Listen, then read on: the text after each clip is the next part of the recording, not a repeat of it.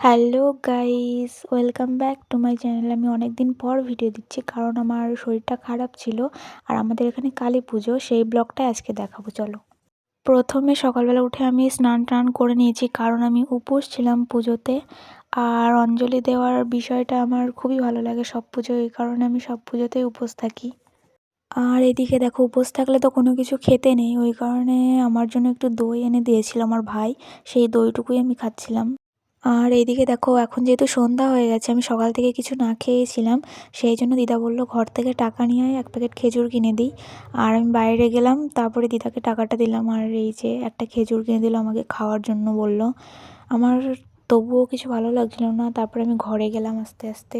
আর আমি মন্দির থেকে ঘুরে আসার পর একটু বই পড়ছিলাম, তারপর আমার দিদা আমাকে একটু চা করে দিয়েছিল, বলল সকাল থেকে কিছু খাসনি, একটু চা খা। আর খেজুরটা সেইভাবেই ছিল, খাইনি আমি একটুও।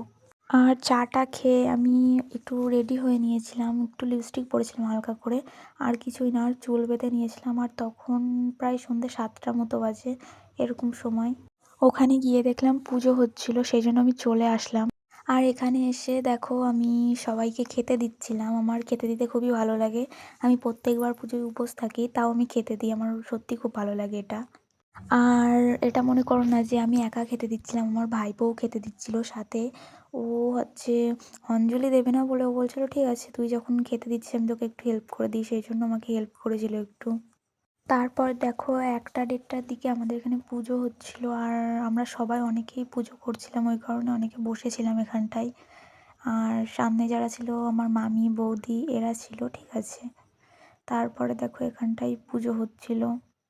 তারপরে এখানে দেখো, হোমের যজ্ঞর জন্য যেই সব লাগে আর কি, সেই সব জিনিসপত্র সবকিছু গুছিয়ে দিচ্ছিল।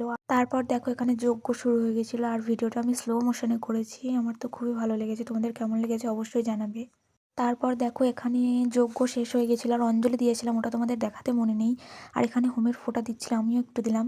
আর এখানে দেখো লাস্টে আমাদের উপোস ভাঙার জন্য খাওয়া দাওয়া করছিলাম। আর আজকের ব্লগটা এই পর্যন্তই ছিল, টাটা সবাইকে।